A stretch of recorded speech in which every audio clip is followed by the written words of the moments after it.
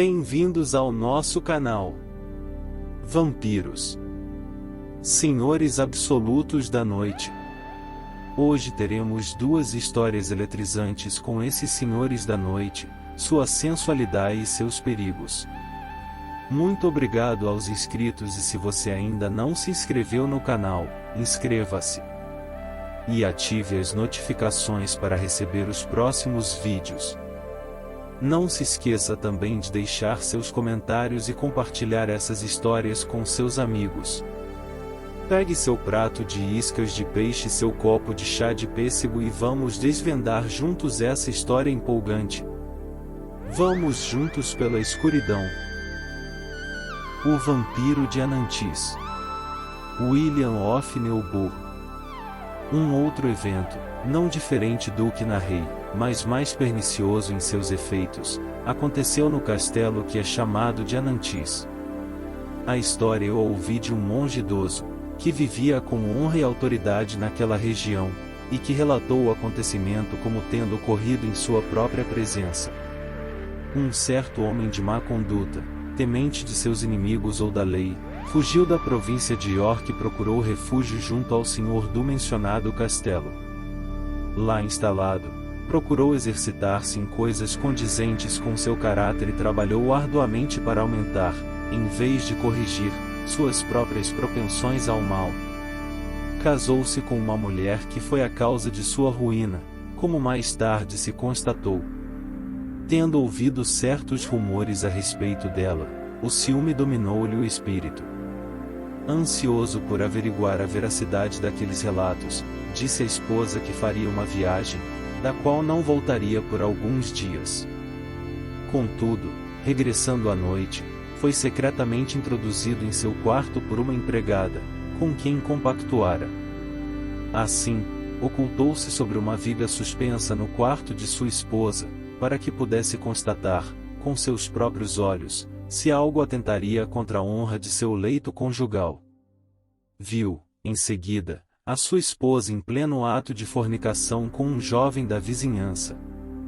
Em sua indignação, esquecido de onde estava, caiu pesadamente no chão, perto de onde os cúmplices estavam deitados. O adúltero, dando um salto, escapou. Mas a esposa, dissimulando astutamente o fato, ocupou-se em erguer gentilmente o marido caído no assoalho. Um tanto recuperado, pôs-se o marido a repreender a mulher pelo adultério, ameaçando-a de punição. Ela, todavia, respondeu: "Explica-te, meu senhor. Estás a falar de maneira incoerente, e isto não deve ser imputado a ti, senão à doença que te perturba." Estando muito abalado com a queda, e com o corpo muito machucado, foi atacado por uma enfermidade, de modo que o mencionado padre, que me contou esta história, e que, na ocasião, visitava o marido no piedoso cumprimento de seus deveres eclesiásticos, o admoestou a confessar os seus pecados e a receber a Eucaristia cristã na forma adequada. Mas, como o marido estava ocupado em pensar sobre o que lhe havia acontecido e sobre o que sua esposa lhe havia dito, adiou o saudável conselho para o dia seguinte, justamente o que ele não veria, pois já estava fadado a abandonar este mundo. Durante a noite, desprovido da graça cristã, e vítima de seus merecidos infortúnios, ele compartilhou o sono profundo da morte. O marido recebeu, de fato, um enterro cristão, embora dele não fosse digno. Mas as cerimônias cristãs não operaram em seu benefício, já que, por obra de Satanás, o cadáver abandonou o seu túmulo durante a noite, e, perseguido por uma matilha de cães que soltavam latidos horríveis, vagou pelos pátios e ao redor das casas, enquanto todos os homens trancavam as suas portas. E ninguém se aventurava a sair da região, fosse qual fosse o compromisso a que estivesse obrigado, desde o início da noite até o amanhecer, por medo de deparar-se com um monstro andarilho e de ser terrivelmente espancado por ele. Mas essas precauções foram inúteis, pois a atmosfera, envenenada pelos caprichos dessa carcaça imunda, penetrando nas casas, enchia os lares de doenças, que traziam morte às pessoas, por conta do hálito pestilento que emanava do cadáver. A cidade, que há pouco tempo era populosa, já parecia quase deserta, pois os habitantes, que escaparam da destruição, migravam para outras partes do país, para não morrerem. O homem de cuja boca eu ouvi essas coisas, entristecido pela desolação de sua paróquia, convocou uma assembleia de homens sábios e religiosos naquele dia sagrado que é chamado de Domingo de Ramos, a fim de que eles pudessem ministrar saudáveis conselhos, úteis diante de tão grave dilema, e consolar, na medida do possível, com seus lenitivos, os espíritos da mísera população remanescente. Tendo feito um discurso aos habitantes, após as cerimônias solenes do dia sagrado terem sido devidamente realizadas, ele convidou seus hóspedes clericais, juntamente com as outras pessoas de honra que estavam presentes, à sua mesa. Entre mentes, enquanto o padre e seus convidados banqueteavam, dois jovens irmãos, que haviam perdido o pai para aquela praga, encorajando-se mutuamente, diziam: este monstro já destruiu nosso pai e, também, nos destruirá rapidamente, a menos que tomemos medidas para evitá-lo. Encetemos, portanto, alguma ação corajosa, que irá garantir a nossa própria segurança, e vingar a morte de nosso pai. Nada pode nos deter, pois na casa do padre dá-se um banquete, e toda a cidade está tão silencioso como se fosse um deserto. Vamos desenterrar essa praga funesta e exterminá-la no fogo. Em seguida, agarrando uma pá de lâmina afiada, e apressando-se para o cemitério, começaram a cavar. Supunham que teriam que cavar mais profundamente quando, de repente, antes que uma boa porção de terra tivesse sido removida, viram aflorar o cadáver, inchado a ponto de formar uma enorme corpulência, com seu semblante demasiadamente túrgido e sufocado de sangue. O sudário em que fora envolvido estava rasgado e reduzido a pedaços. Os jovens, no entanto, incitados pela cólera, não sentiram medo algum, e infligiram um ferimento na carcaça adormecida, da qual fluiu imediatamente uma torrente de sangue, chupado de inúmeras pessoas pelo sanguessuga. Então, arrastando-o para fora da aldeia, erigiram prestamente uma pira funerária. E, depois de um dos irmãos afirmar que o corpo pestilento não queimaria a menos que seu coração fosse arrancado, o outro abriu o peito do cadáver com repetidos golpes de pá. E, enfiando-lhe a mão, arrancou o coração amaldiçoado. O coração, rasgado em pedaços, e o corpo foram entregues às chamas. Informados do que acontecia, os convidados acudiram ao lugar e se permitiram a testemunhar, daí por diante, as circunstâncias. Quando aquele cão infernal tinha sido assim destruído, a pestilência, que prevalecia entre o povo, cessou, como se o ar, até então corrompido pelas contagiosas andanças do terrível cadáver, houvesse sido purificado pelo fogo que o consumiu. O vampiro Arnald Poe. Augustin Calme. Há cerca de 5 anos, um certo eiduque, que vivia em Medreiga, chamado Arnald Poe, foi esmagado, numa queda, por uma carroça de feno. 30 dias após sua morte, 4 pessoas morreram repentinamente, e da mesma maneira que, segundo a tradição do país, falecem os que são atacados por vampiros.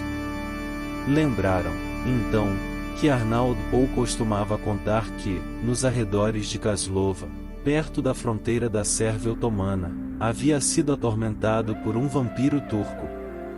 Acreditavam as pessoas que aqueles que eram vampiros passivos durante sua vida tornavam-se vampiros ativos após a morte, ou seja, os que foram sugados em vida, passavam a sugar o sangue dos vivos, quando mortos. Arnald Poe acreditava que houvera encontrado uma maneira de curar-se comendo a terra do sepulcro do vampiro e esfregando-se com seu sangue. Mas esta precaução que não o impediu de tornar-se vampiro após sua morte, já que foi exumado 40 dias após seu sepultamento, e todos os indícios de um arquivampiro foram encontrados em seu corpo. O seu cadáver estava corado, seus cabelos, suas unhas e sua barba estavam crescidos e as suas veias repletas de um sangue fluido, que escorria de todas as partes de seu corpo e tisnava a mortalha na qual estava envolvido. O Adnagi, ou magistrado do lugar, na presença de quem a exumação ocorreu, e que era especialista em vampirismo, trazia, de acordo com o costume, uma estaca muito afiada, que foi cravada no coração do falecido Arnaud Poe. A estaca traspassou completamente o seu corpo, o que, dizem, o fez soltar um grito terrível, como se vivo estivesse. Depois disto, a sua cabeça foi cortada e o cadáver queimado. Em sequência, o mesmo procedimento foi realizado nos cadáveres das outras 4 pessoas que haviam morrido de vampirismo, pois receavam que estas pudessem converter em vampiro outras pessoas. No entanto, todas essas cautelas não puderam evitar que, no final do ano passado, ou seja, ao cabo de 5 anos, estas calamidades desastrosas recomeçassem e que vários habitantes da mesma aldeia viessem a morrer. No espaço de 3 meses, 15 pessoas de diferentes idades e sexo morrem de vampirismo, alguns sem doença alguma e outros após 2 ou 3 dias de definhamento. Relata-se, entre outros casos, o de uma jovem chamada Stanoska, filha do Duque Jotuitsu, que fora dormir em perfeito estado de saúde. Contudo, acordou no meio da noite, completamente trêmula e soltando gritos terríveis. Dizia que o filho do Duque Milo, falecido há 9 semanas, tentará estrangulá-lo enquanto dormia. A partir deste momento, a moça só fez definhar e, ao fim de 3 dias, feneceu. O que dissera a moça acerca do filho de Milo induziu a que este fosse reconhecido como um morto-vivo. Tendo sido exumado, verificaram que, de fato, tratava-se de um vampiro. Os governantes locais, os médicos e os cirurgiões investigaram o ocorrido, procurando descobrir como o vampirismo havia conseguido renascer, mesmo diante das precauções tomadas alguns anos antes. Descobriram, finalmente, depois de intensas investigações, que o falecido Arnaud Poe não matara apenas as 4 mencionadas pessoas, mas também vários animais. Estes, por sua vez, haviam sido comidos pelas pessoas, que se tornaram novos vampiros, dentre elas o filho de Milo. Com base nessas provas, deliberaram desenterrar todos aqueles que já estavam mortos há um determinado tempo. Encontrarão-se 17 corpos com todos os mais evidentes sinais de vampirismo. Esses cadáveres também tiveram os corações traspassados e suas cabeças cortadas, depois, foram queimados, e suas cinzas jogadas ao rio. Todos os procedimentos e execuções, de que falamos, foram realizados legal e corretamente, sendo atestados por vários oficiais que estavam em serviço na região, pelos principais cirurgiões dos regimentos e pelos principais habitantes do local. As atas foram enviadas no final de janeiro passado para o Conselho de Guerra Imperial em Viena, que havia estabelecido uma comissão militar para investigar a veracidade de todos esses fatos. Foi o que o declararam o Adnagi Barriarari e os velhos eiduques, em documento assinado por Batuer, primeiro-tenente do regimento de Alexandre de Württemberg, Klicktenger, major cirurgião do regimento de Fürstenburg, outros 3 outros cirurgiões da companhia, Boischitz, capitão instalado. Esperamos que vocês tenham gostado do nosso conteúdo. Se você quiser mais conteúdo assustador, não deixe de se inscrever no nosso canal e ativar as notificações, para não perder nenhum vídeo novo. Agradecemos por assistir e se inscrever no nosso canal. Todos os dias temos novos vídeos. Até a próxima!